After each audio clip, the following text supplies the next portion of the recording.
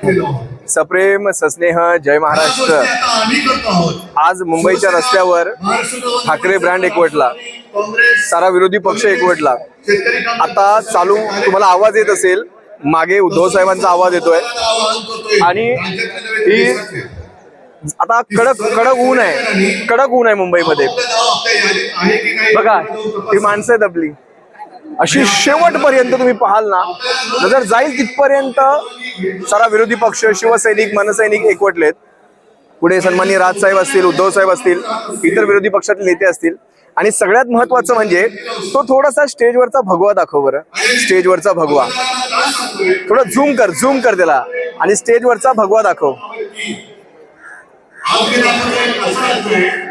तो स्टेजवर जो भगवा फडकतोय ना, तो भगवा आम्हाला अबाधित ठेवायचा आहे। त्या भगव्याच्या बाजूलाच आहे मुंबई महानगरपालिका, त्या भगव्याच्याच अगदी बाजूला आहे। आणि मगाशी मी काही मीडियांकडनं बदनामी करताना पाहिलं की माणसं यांना भाड्याने आणावी लागतात, विरोधी पक्षाला माणसं। ही जी बसलेली माणसं आहेत ना, ही माणसं ही भाड्याने आलेली नाहीयेत। ही सगळे जे बसलेत ना ऊन ताण खात, ही भाड्याने माणसं आलेली नाहीयेत, ही सगळी निष्ठावंत माणसं आहेत। आम्हाला कुणाचा रुपया नको, आम्ही आमच्या भविष्यातल्या पिढ्यांसाठी आलेलो आहे। सगळी चांगल्या घरातली आहेत, पण भविष्यातल्या पिढ्यांचं ते भविष्य उज्ज्वल करण्यासाठी म्हणून आज इथे येऊन बसलेत। तिकडे उद्धव साहेबांचं भाषण चालू आहे, इथे ही सारी माणसं बसलेली आहेत। आज या माझ्या मावशी म्हणू, काकू म्हणू, आई म्हणू मला माहित नाही, पण एक कडवट शिवसैनिक म्हणून त्यांचं आमचं नातं आहे। आता सांगा, ही माणसं, लोक म्हणतात भाड्याने माणसं आणतो आपण, कट्टर शिवसैनिक आहोत कायम। ही आहे ताकद, शिवसेनेची ताकद आहे ही आहे ठाकरे ब्रँड। आणि आपण सदैव त्या ब्रँडसाठी सदैव एकत्र येणार, सदैव।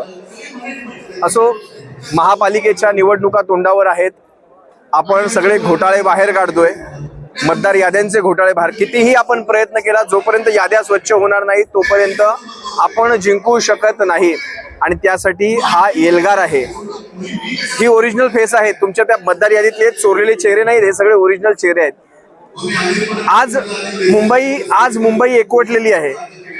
महाराष्ट्रातल्या शिवसैनिकांना, मनसैनिकांना, विरोधी पक्षातल्या तमाम कार्यकर्त्यांना असेल किंवा सर्वसामान्यांना माझं इथून सांगणं आहे की तुम्ही सुद्धा तुमच्या ठिकाणी अशाच प्रकारचं रान उठवा, नाहीतर काही खरं नाही। भविष्यात तुम्ही आम्ही जमिनीत गाडले जाऊ, आपल्याला भविष्यात बोलता येणार नाही।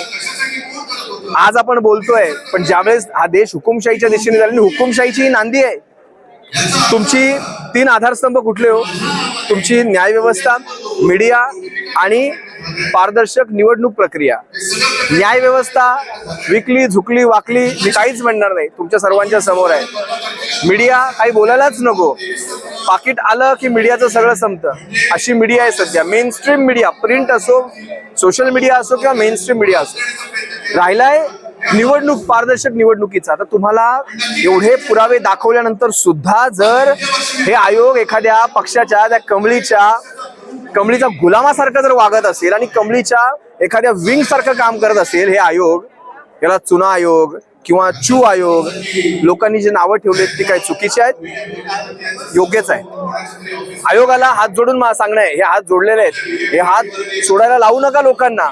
नाहीतर जे बांगलादेशात घडलं, जे श्रीलंकेत खाली घडलं, नेपाळमध्ये घडतंय, पाकिस्तानात घडतंय, हे भारतातही घडायला वेळ जाणार नाही।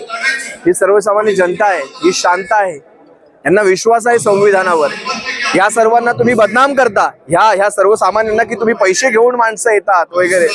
पुढे आहे का इथे पैसे घेऊन आलेलं आहे काय? ही आज हे सगळे कट्टर माणसं आहेत, कट्टर। आज तुम्हाला इथे कम्युनिस्ट पार्टी दिसते, तुम्हाला मनसे दिसते, राष्ट्रवादी, काँग्रेस सगळे दिसत आहेत, पण ठाकरे ब्रँड ज्या वेळेस एकवटला ना, यांच्या बुडाखाली जाळ आणि धूर एकत्र निघालेला आहे। हा ठाकरे ब्रँड यांना आता कसा पातळात धाडतो ना, हे भविष्यात बघायचं। तुर्तास इथेच थांबतो, हा लाईव्ह अगदी छोटा करतोय, पण भविष्यामध्ये निवडणुका जसजशा जवळ येईल, तो भगवा त्या मुंबई महानगरपालिकेवर अबाधित ठेवण्यासाठी रस्त्यावर उतरून काम करायचंय, याची तयारी ठेवा। सप्रेम जय महाराष्ट्र।